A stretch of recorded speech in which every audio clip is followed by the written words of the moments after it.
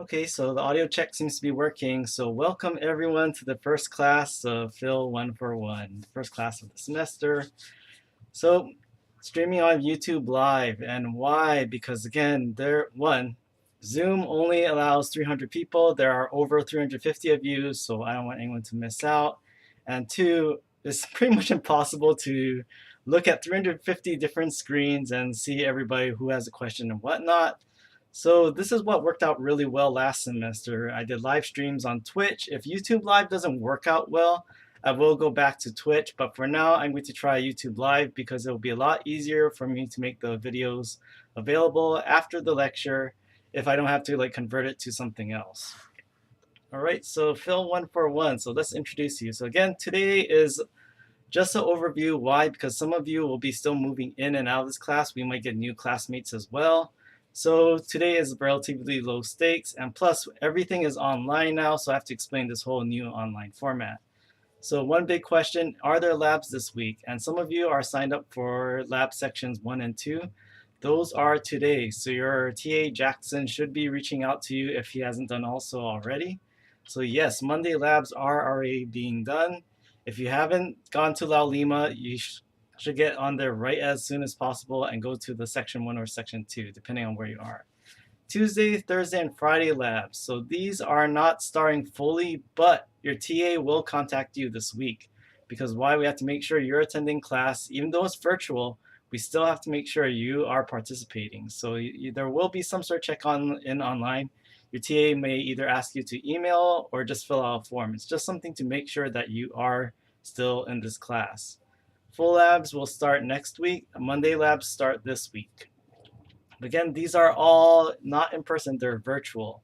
The reason why you need to check in is that you will be dropped. If you don't contact your TA whatsoever, they'll think you're not participating, so you will be dropped from the class. And as you saw, especially those of you who are on the wait list, there are many other students who want your seat in labs, so do not lose your seat if you want to keep it. All right, so Laulima is our so-called learning management system, and this is fancy educational speak for just a central website that our university uses. So all UH campuses use it. Different professors use it to different extent, but the reason why, you're probably already seeing that Laulima is kind of clunky. But the reason why I'm using it is that when it's automatically generated, it's directly linked to your grades. So every class does have a Laulima site, but some of your other professors might not use as much. But I use Laulima because why? I can send emails to all of you, make announcements through there. It's a central stop for everything and a central website for coordinating everything related to this class. Like this lecture is on YouTube, Packback, Top Hat. We have many different websites, but Laulima is our central website. Now, if you don't know how to get there, you can open up a tab and go to laulima.hawaii.edu. Now, you might not see this immediately, so how do you get to the PHYL 141 site? Well, what you do is click up here in the upper right corner where it says Sites. And when you click there, you'll see something like this. So then you'll see all the sites that you're registered in for fall 2020.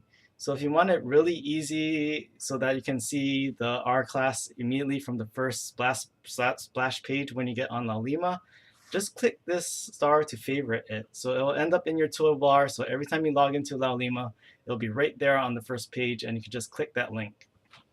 So what do? Just click that star right there. And then it'll start appearing on your toolbar on the top of the screen. All right, so now you have this Laulima, our class link right here on the top of your toolbar.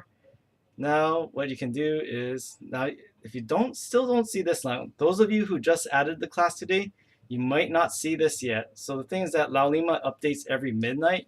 So if you just registered this morning, you're probably not added on yet.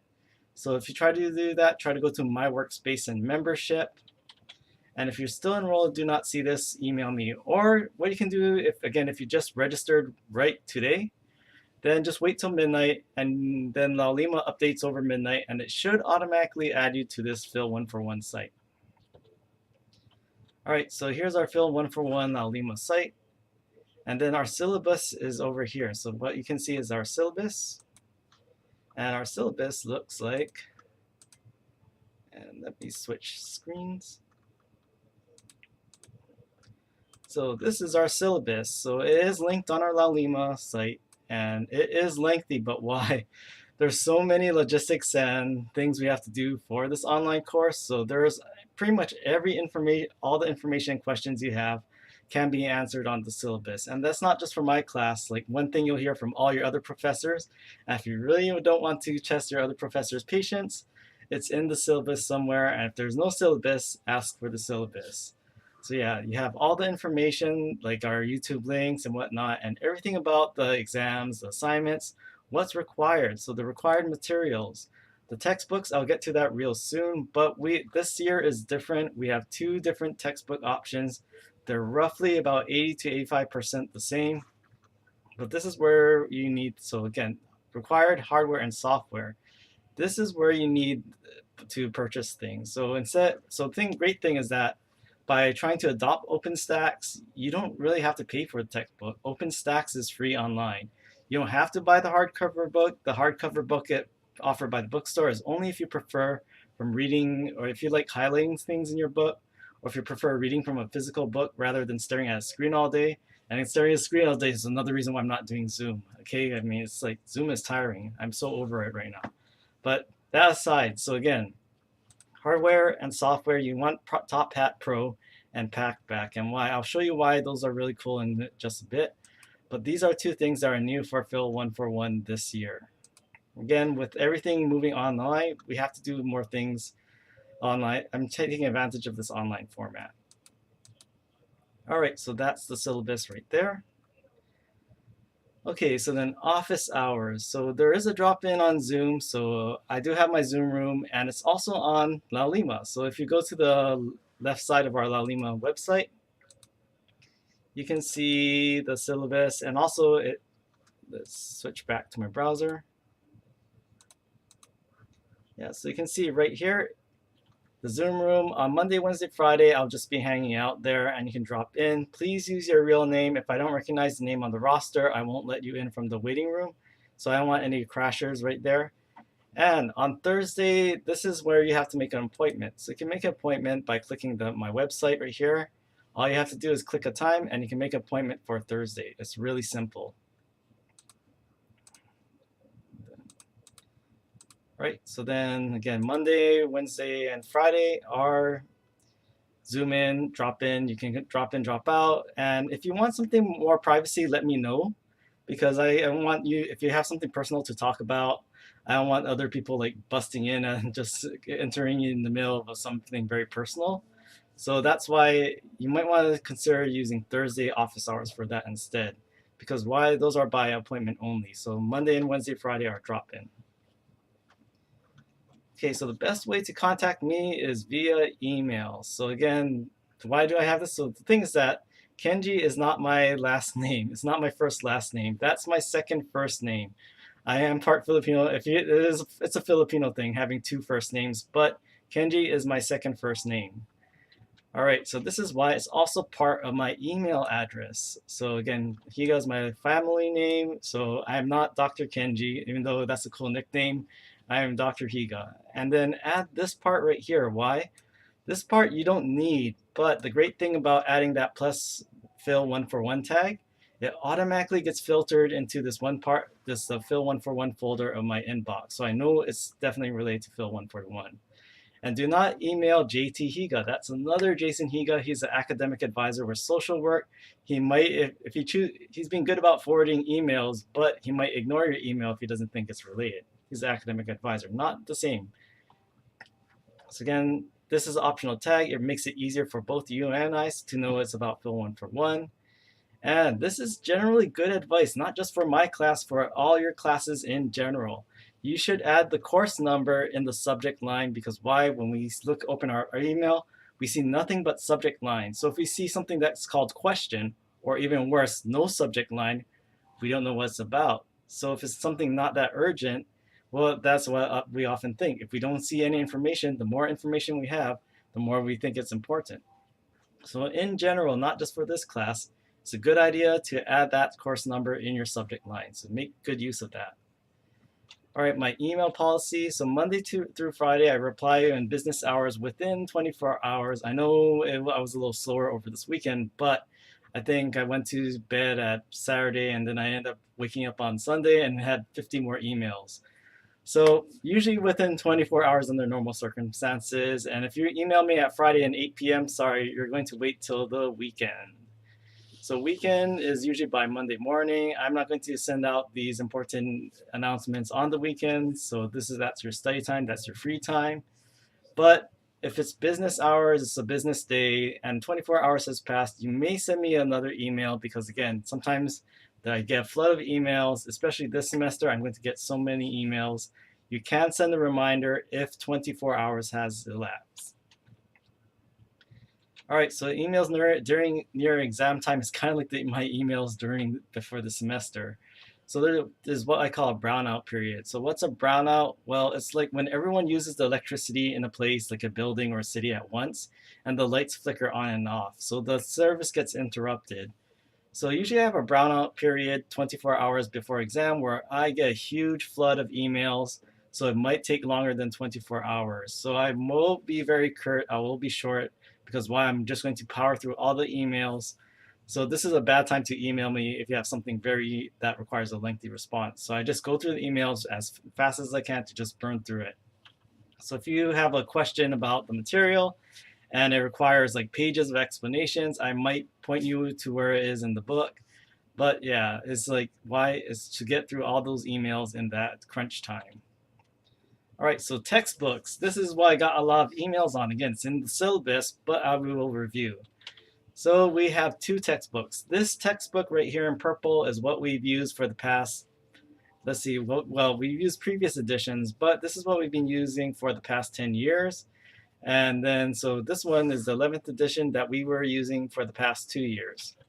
Now with 9th and 10th edition, 11th edition, mostly the same. So again, but again, this is like, I'll explain why I'm moving away from fundamentals of anatomy and physiology. So this is the OpenStax version. Again, it's on sale as a hard copy cover in the UH Manoa bookstore, but it's also free online. So everyone at least has the online version for free.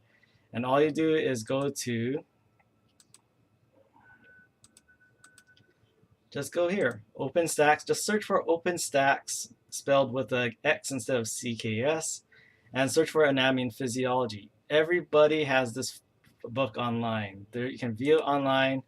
Everything is free for OpenStax. Now, why am I offering both? Well, again, if you want, the thing is that there is a difference in quality. Most of the content is the same, but I'll get to what the differences are. So, Martini versus OpenStax, which is better? So these are the main differences. Well, the big difference is cost. As you can see, Martini is way more expensive than OpenStax. And again, everyone has the free version, online version of OpenStax online. Even the hardcover of OpenStax is way cheaper than the Martini. Now, the thing is that this is new this semester. And if you compare the books, there are more images and figures in Martini, and OpenStax actually has very few pictures. And the pictures are not always the best quality. They're a little more cartoony. So the other thing is that Martini and OpenStax, if you've taken this class last semester and used the Martini book, you might notice that the chapters are very short in OpenStax. So OpenStax has less background information. And this is the thing, if you look at the authors of OpenStax, it's written by committee. There's like dozens and dozens of professors who wrote OpenStax. So sometimes the narrative, sometimes the flow between sentences is very disjointed. Martini is generally easier to read, but the thing is that Martini is also very image heavy, and that's something's lacking from the OpenStax version. Now Martini is well organized, but the thing about OpenStax is also kind of inconsistent in its difficulty. Sometimes it's really simple, and sometimes it gets really advanced. Like I think one big difference is when we get to the last third of the semester, we're going to see a lot of differences between Martini and OpenStax. I think OpenStax gets a little all over the place when it comes to the nervous system, and Martini is a lot more organized. It's not perfect either, but it's, I think, a lot more organized than the OpenStax version. And if you look at the syllabus schedule and the topic schedule on the calendar, you'll see that OpenStax and Martini are mostly one-to-one up until for most of exam 1 and exam 2. But exam 3, when we get to the nervous system, this is where the two start to deviate. But yeah, so again, OpenStax, now if they were now this is the thing, if they cost the same thing, I would actually go with Martini. But as you see, big price difference between Martini and OpenStax. Now, do you have to buy the book? Again, you have a free book. OpenStax is free online. Now, is there a difference between the online OpenStax and physical OpenStax? It should be the same. Is there a difference between the online Martini and the physical Martini? They are the same. So they should have the same information. But Martini versus OpenStax, they're mostly the same, but different organizations in some chapter. And the content overall, I would estimate about 80 to 85% the same. So again, OpenStax is free online. Everyone has this. Now, the thing is about Martini, there are reserved copies at Hamilton Library at the circulation desk, but this is different this year. So you can check out the book, but the thing is that between uses, they have a 72-hour quarantine period for the book. So they have to disinfect the book. So this is the thing, you can't rely on it. It is available though, so hopefully you can get it when it's not in a quarantine period. And there are older editions. They are pretty much mostly the same. Definitely the 10th and 11th editions. I think maybe 2 figures are different or 3 figures. It's a ripoff. I mean, it's like 11th edition. It's just a different. They changed it from a blue-green cover to a purple cover. That's pretty much the biggest difference between the two. 9th edition is mostly the same from what I glanced at it. So again, you can also save money. If you really want a physical book, you can buy an older edition. 8th edition and 7th edition, I'm not too sure. So PHYL 141 and 142 is a year-long course. You're taking the first half of it. So you're taking it in the correct sequence. So PHYL 141 covers the basics. It covers cells, tissues, and then the integumentary system, which is the skin, the skeletal muscular system, and the nervous system. PHYL 142 is basically a beginner's course in internal medicine. So you have all the internal organs and all the systems associated with the internal organs. So if you like PHYL 141 more, you might be more inclined to, if you're looking toward a career in health, maybe you want to go toward physical therapy, or maybe if you're going to medicine, maybe something like orthopedics or neurology. Whereas PHYL 142, this is more, if you like that more, maybe you want to think about a career in nursing, pharmacology, or medicine, because again, that's all the internal organs. So this is PHYL 141. Now, what's the purpose of this lecture? So, well, the thing is that, especially since we're using OpenStax, and sometimes OpenStax is a little scant with information in some topics, especially with this semester, it's more to guide you and give you supplemental information on and tie everything together from your textbook. So lectures, this is an overview of important concepts, especially for those of you going into some sort of health profession like nursing, medicine, pharmacy, PT, all of those great stuff. Now also explanation of the complex concepts. So this is where OpenStax, again, I think is a little weak. Sometimes it goes full on into a complex concept and doesn't give a lot of background information. So often I try to, or some concepts are just every year I've taught this. Oh yeah, I forgot to introduce myself. Hi, anyway, so yes, I'm Dr. Jason Kenji Higa, and I've been teaching at the med school for the local University of Hawaii Med School, aka JABSOM, the John A. Burns School of Medicine, for the past 7 years, and I've been teaching this class for the past 5 years. So this is what I'm trying to do, explain complex concepts, and this is why whenever I explain these concepts, I'm not just talk about the theory. I try to make it related to medicine and real life, because this is why you need a strong foundation in anatomy and physiology if you're going to health profession. You're working with the human body, so you have to understand the human body. At the same time, the human body is very complex. So this is why you need 4 years of nursing school, 4 years of medical school. I think pharm school is like, some are still 3 years, but now they're going toward 4 years. So this is why you have all those years of education. That's very complex. Now, if you're taking this as an elective, this is my warning. This is not an easy A. This is in their course. But We have had some very determined non-majors who aren't in health majors. Like one of the best students ever, one of the smartest ones. She was amazing. Like she was an art student, but she scored like sometimes over 100% on exams. So we did have some non-majors do really well, but there is a lot of content. Again, it's the human body, very complex. So if you're not if you didn't know what physiology is and you were just curious, but you're thinking like, oh, I might take this as elective, this is a hard elective, but it's not impossible.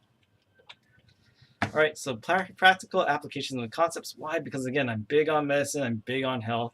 So this is why I really try to relate, not just have these random facts, but also try to relate them to real life scenarios.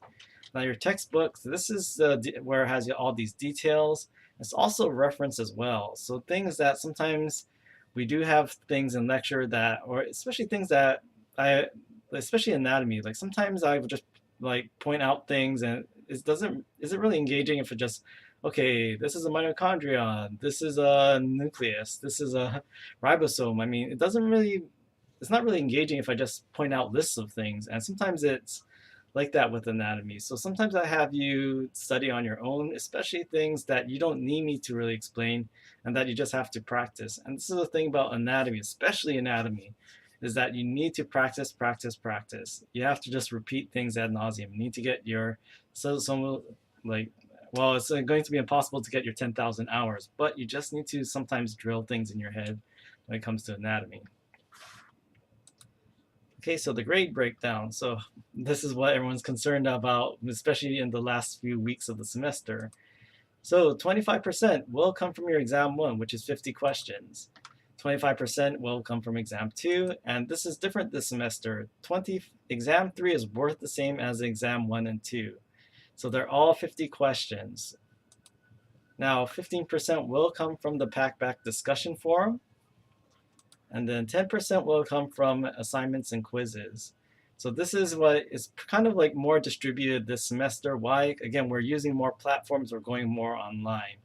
So tests have a little more emphasis, and now it's more about, okay, equal distribution among the tests, and now also how much work are you going to put in to the discussion forum and your assignments.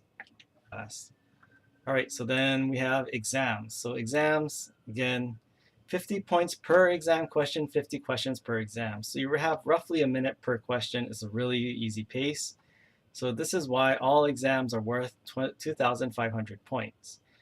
Then you have 1,000 total points overall over the whole semester for quizzes and top hat assignments. So it's not just one assignment is worth 1,000 over the entire semester. So currently I have 50 points budgeted per quiz or assignments. That might change if we're kind of behind on points. But again, I'm trying to keep it at 50. So there might be 20 quizzes and assignments throughout the semester. That's why I plan. And then you have 1,500 total points for Packback discussions. So you have 125 maximum points per week. It's capped at that per week. And we will have 12 weeks where you have to give one question on the forum and 3 responses per week. So overall, if you add up all these points, if you want an A+, you need 10,000 points. And this is our grading scale. It's also in our syllabus. So if you just need a B to get by in this class, you need 8,300 points. It's very simple. You don't have to mess around with percentages. All you have to do is add up all your exam points, all your assignment points, all your quiz points, all your Packback points, and you have your current grade. So the thing is that if you don't finish the semester, you can't get that A or B. Why? Because again, if you're missing any of the exams, if you're missing Packback, if you're missing, well, you could miss the homework and assignments. But the thing is that the more you do, the higher your grade. And you need to take all your exams to get a passing grade. Now, grade breakdowns. Again, let's talk. So think about this. Does attendance count? Attendance and participation is worth 0. There are no points for attending class. And again, it's really hard to take attendance, especially in class this big and online. So attendance and participation is worth 0. Does this mean you should skip out on class altogether? Well, this is what we've noticed in the past. It's hard to take attendance. I've never really taken attendance in the past, but I did do interactive quizzes and lectures. And what I saw is that in terms of these quizzes that didn't really, or in-person quizzes, what I noticed is that for the ones that skipped out on quizzes, this is the average grade depending on the category. And as you can see, the more times they were in class in general, they did better than people who skipped out on class. As you see from people who only missed out on all the classes or ended maybe maybe 3 weeks out of the whole 16-week semester. Now, does this mean you're guaranteed to pass if you attend every class? Well, again, people who attend every class tend to do better, but it's not guaranteed. Why? You still need to pay attention. You still need to put into practice. So this is more detailed, still the same data, but what I'm going to show, so again, you need 7,000 points to get a C in this class.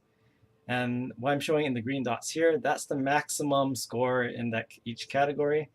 What I'm showing the red dots, that's the person who scored the lowest score and overall percentage in each category. So what you can see here is that someone did attend all the classes, but they still failed the class. It's just on average, people who attend more classes tend to do better. And what you notice here, that someone who skipped out most of the classes still ended up with a really solid, respectable B-. But you notice that people who tend to miss more than half the classes in this semester, they scored a B- at most. And this is the best case scenario. Whereas the average, they tended not to pass. So again, attending classes does not guarantee passing. But again, this is why the lectures are there. It's kind of hard to really, especially OpenStax, it's kind of hard to use it to guide your studies. My lectures try to guide your studies as best as possible, but it seems to help. So again, it doesn't guarantee passing, but it does keep you, and this is one thing I heard from the students last semester during our interrupted spring semester, is that they kind of found was not only good in terms of learning the content, but also provides some sort of routine. And especially in these times, it's really easy to forget, like, oh, what day of the week is it? And having a routine is actually something that really helps to ground you and keep you stable, and also reduce anxiety as well. And even if you're like half paying attention, that's more attention than someone who's not paying attention at all. So you are learning something. The thing is that by putting in the time, by attending this, you do kind of get a mindset, and does ease your anxiety over time as well. The thing about this is, especially in these circumstances, consistency will determine the A's from the B's from the C's. I mean, it's like, especially since we have so much to cover. So exam dates, these are the ones, especially if you have a job, you should reserve. Now, the thing is that I'll explain in a short while, but exam 1 is on Friday, September 27th. Exam 2 is on Friday, October 30th. And exam 3 is on Monday, December 14th. And again, if you've seen, I mean, every email I get from UH announcements, something new changes, but this is what I have planned so far. And again, I did not choose this. This is the official one based on the scheduling office. So the final exam is on Monday, December 14th, and it's based on our original class time. So what we have here, Monday, Wednesday, Friday class, it starts at 1:30. We're in exam period 7. And if you look up the final exam schedule, you'll find all this information here. So we're in slot 7. So therefore, our exam period is December 14th at 2. It starts at 2:15, not 1:20. So why am I using this? This tries to minimize the conflicts with any other. Well, 1, it's official. 2 is that it minimizes any conflicts with the timing of your other final exams as well. Now, what will be on the exams? So anything I cover in lecture is fair game, and harder questions may come from the details in textbooks. But again, most of the things in lecture, I mean, I mentioned them in lecture because they're either really hard and complex to describe, or they're very important information. So exams tend to focus on the material covered since the last exam, except for exam 1, which covers everything from this lecture until exam 1. So exam 1 will cover cells, tissues, and the skin. Exam 2 will be skeleton and muscles. And then exam 3 is the nervous system. And it sounds like, oh, it's just one thing. We're talking about the brain. We're talking about nerves. This is probably the hardest exam of the whole semester. And then top hat assignments and quiz topics may also pop up on the exams as well. So again, just don't think of exam assignments as quiz topics as throwaway assignments. They could end up in some form on the exam. Now, how to take exams. So this is what you should do. Top hat test. I have activated, we got it set up with our the Top Hat rep. So you need a webcam for that. You also need Chrome browser as well. Everything's listed in the syllabus, what you need. So you need video, internet, and a desktop or laptop computer. So you can't use your mobile phone. You can't use an iPad. It has to be something, either a desktop or laptop computer. Surface Books with the attached keyboard have worked. So this is why I have that test thing up on our Top Hat website. UH Testing Center. So this is to be determined based on UH Manoa policies. We're still ironing those out those details. Great thing is that if they approve of it, because we have 350 students, it all depends on the capability and whether they have the staffing. That's something beyond our control. But if it is improved, testing will be at the Sinclair Library if you're at UH Manoa. And if you're off island, email me. So if you're on the mainland, if you're on neighbor island, if you're on neighbor island, we do have UH testing centers, but you can't just show up and say, hey, I want to take a PHYL 141 test from Manoa. You have to make arrangements. So the thing is that to make arrangements, I have to email the testing center ahead of time and get you set up so you are authorized. They won't just take you walk in. Now, let's talk about the Packback discussion forum. So what is this Packback discussion forum? I think other classes, like I believe biology is using it this semester. So, but if you've taken this class before, this is something new. So what is this forum?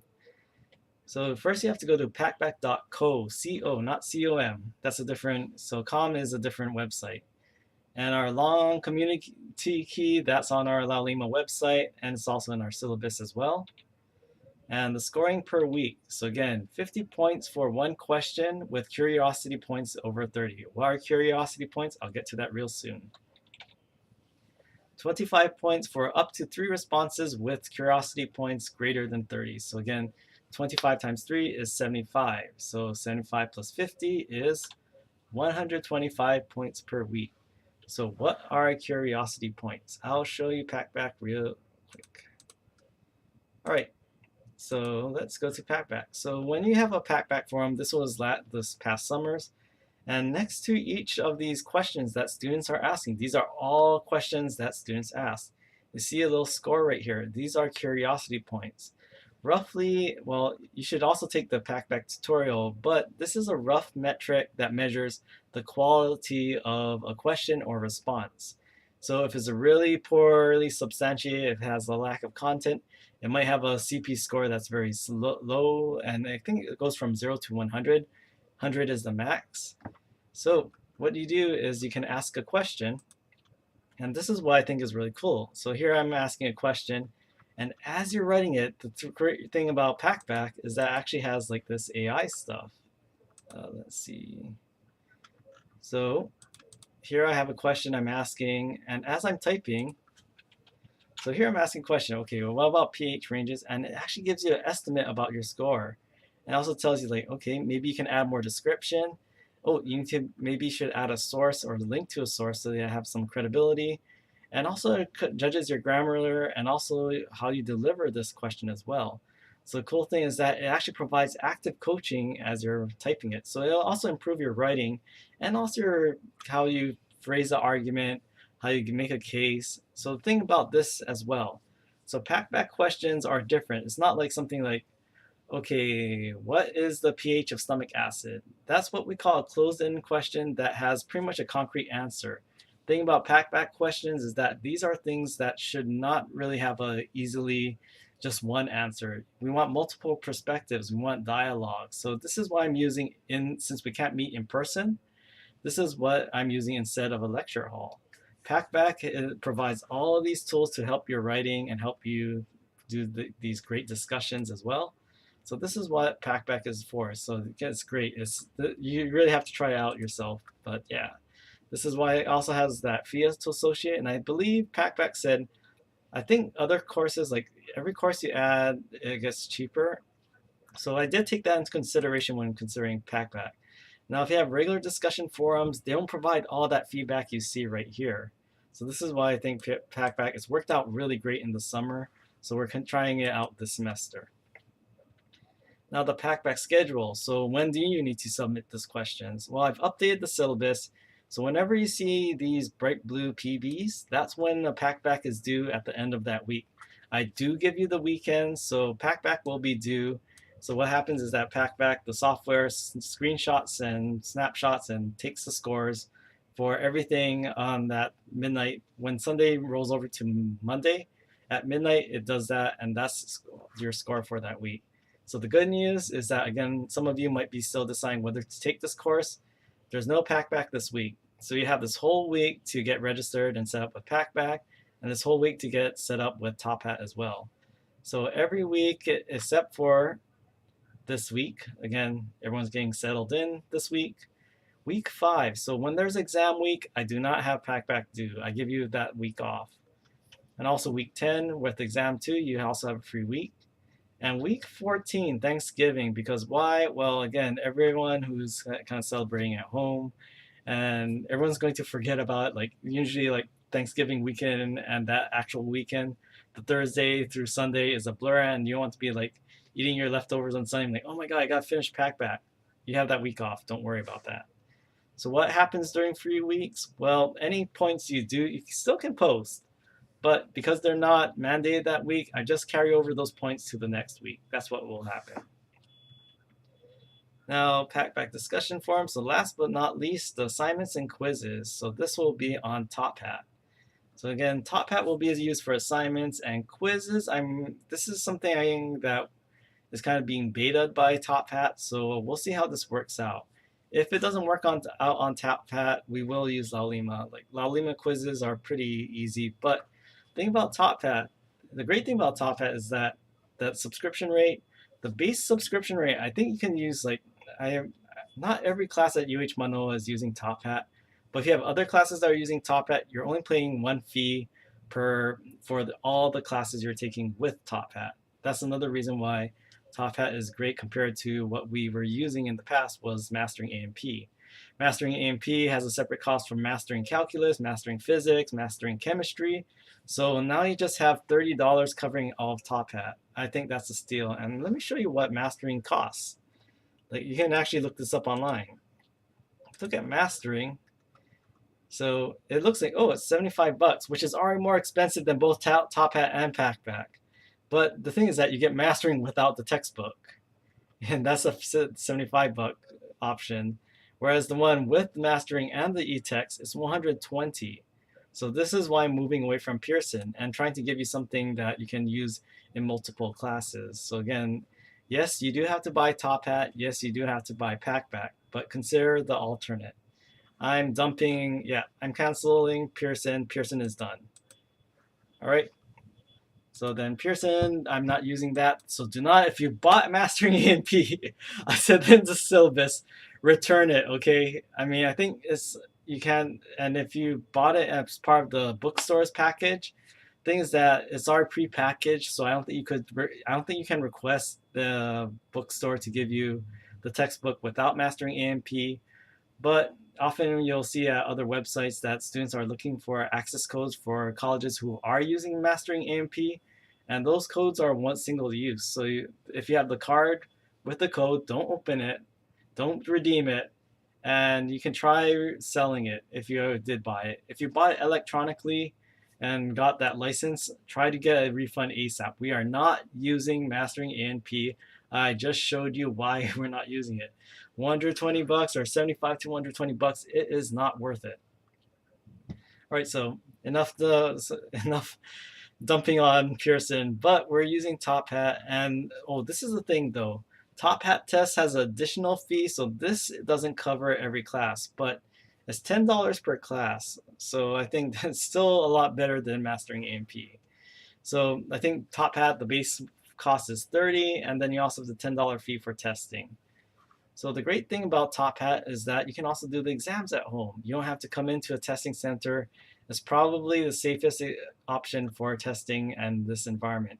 And actually, in general, if you don't have a computer or laptop with a built-in webcam or a USB webcam, as long as this pandemic is a threat to the world and education, this webcam is a worthy investment. So again, if you don't have one, put in an order, and you can just search on Amazon, or I shouldn't mention anybody, but you can just do a search for USB webcam, and I've seen prices ranging from the upper 20s to as much as 50s. I'm using a webcam that cost me like around, I think like $30.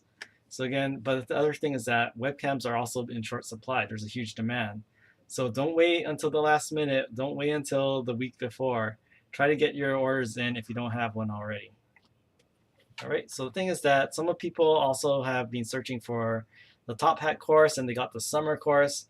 This is not summer anymore, it's fall. So this is the one you should see. The one that has the 142797 code, and it should say fall 2020. Now, this is another thing that always comes up at the end of the year. Lecture grades and lab grades are separate. So the lab is related to the lecture. It does dovetail, and there is overlap, but you don't get double dipping. So points you score in the lab do not count toward the lecture. Points you score in the lecture do not count toward the lab. You will get separate grades for lecture and lab. That's just how we do it at UH. So the lab goes into more specifics. In the past, we did have to adapt things. So again, the labs are entirely online.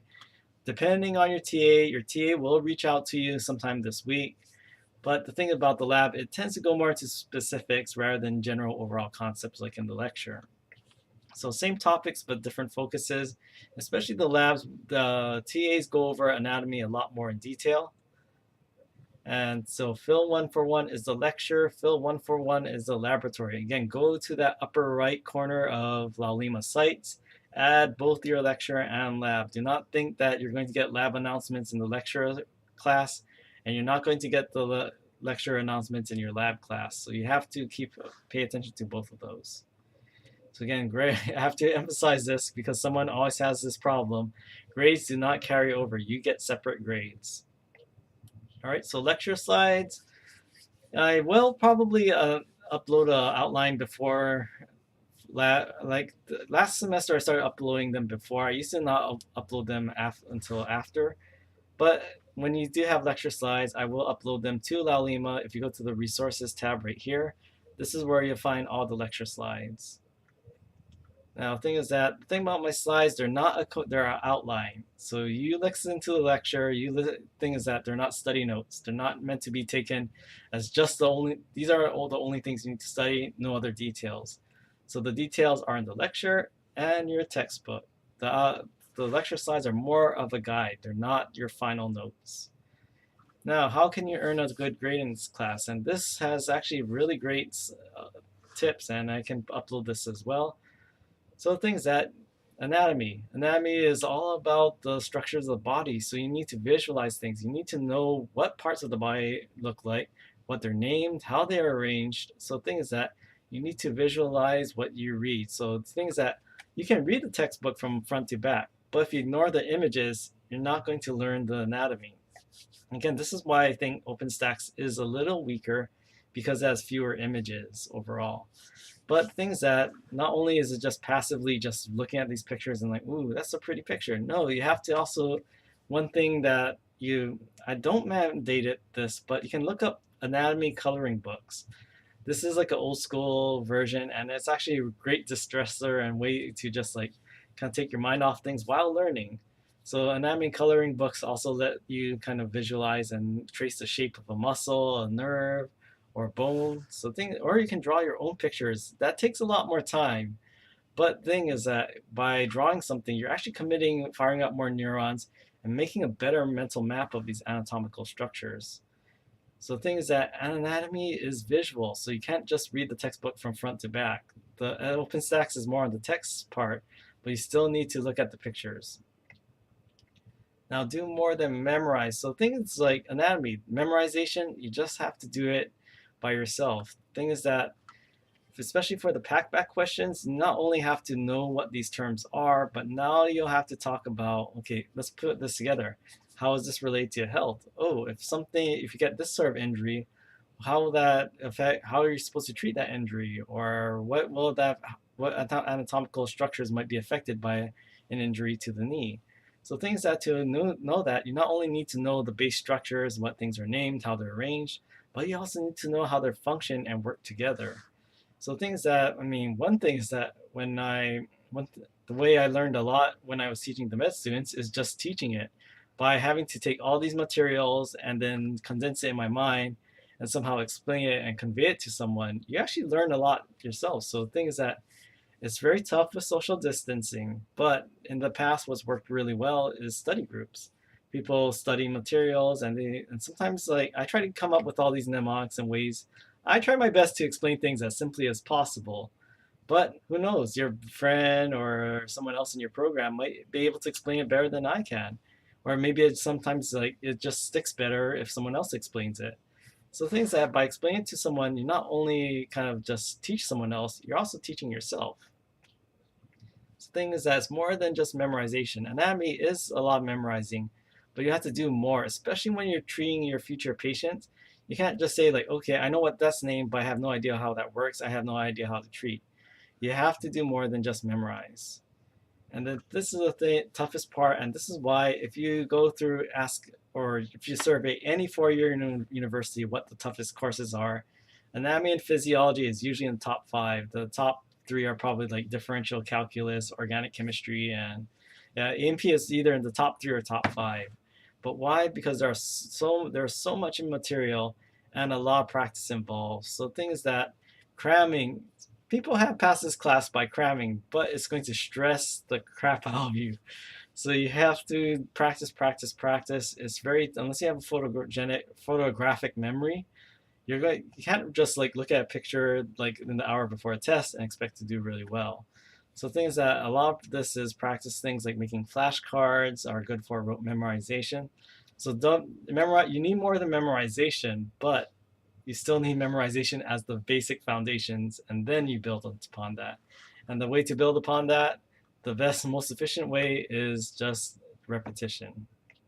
So you do need to practice on your own time. Some students, like that art student, they're amazing. They attend lectures, they don't even study, and they absorb everything like a sponge, and they do well. But if that's not you, you have to put in that time. And again, everyone learns in different ways, everyone learns at different paces. So if it does take you, if you don't get things the first time, don't be hard on yourself. It just means like maybe you just need to practice it more. So again, not everyone learns the same way, and that was kind of like the sad thing about that is that that art student actually had a friend and says like, oh my god, she doesn't study at all. So I tried to just not taking any notes during lecture, and I did worse on the exam the second time around. And like she that's the way she learns. You learn a different ways, and so she put in the practice and she pulled up on the next exam. Because again, it's like everyone has their own different strengths and learning styles. I mean, or I shouldn't say learning styles because that's been kind of debunked. But the thing is that if you need practice, you need to practice. All right, so okay, so we're just in time. So I will be at the Zoom room at 3 o'clock. So I'm going to take a little break here, and those of you who attended the stream, thank you. And actually, thank you to those of you who subscribed. I now can actually customize. So this is the crazy thing about YouTube. They don't allow you to customize your YouTube channel name from the start. You need at least 100 subscribers. So thank you to those of you who are proactive and subscribe, because now I can actually shorten it to actual Dr. J 808 versus having to do with that whole alphabet soup of a URL before. All right, so see everyone on Wednesday, and if you want to attend office hours at 3 o'clock on Zoom, go to Laulima. All right, see ya.